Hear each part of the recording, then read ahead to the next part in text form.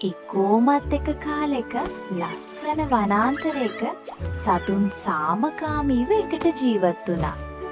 දිනක් දරුණු සිංහයෙකු පැමිණ එහි සිටි සතුන් සියලු දෙනාම බියගැන්නුවා. මෙම සිංහයා කිසිදු කරුණාවකින් තොරව දිනපතා සතුන් දඩයම් කිරීමට පටන් ගත්තා. මෙයින් බියටපත් සතුන් සියල්ලන්ම එකතු වෙලා මේ සඳහා විසඳුමක් සෙවීමට එක් රැස් වුණා.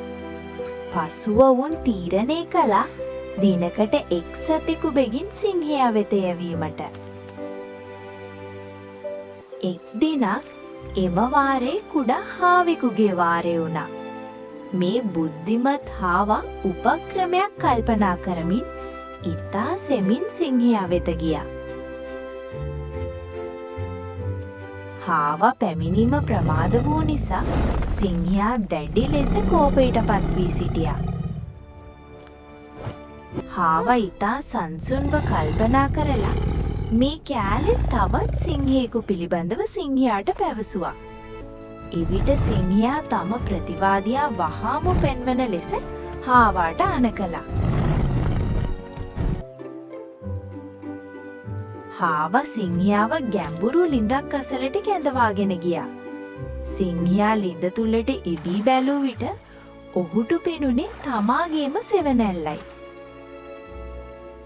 එය වෙනත් සිංහයෙකු යයි සිතා ඔහු මහා හඬින් ගොරවන්නට පටන් ගත්තා. ලිඳෙන් නැගුණු ප්‍රතිරාවය නිසා සිංහයා තවත් කෝපයටපත් වුණා.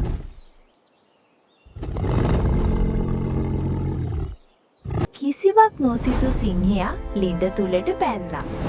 සිංහයා අතුරුදහන් වීමත් සමග මුළු වනාන්තරයම නිහඬ වුණා. හාවා නැමත සතුන් වෙත ගොස් මෙම ආරංචිය පැවසුවා. සතුන් තමන්ට ලැබුණු නිදහස ගැන මහත්සේ ප්‍රීති වුණා.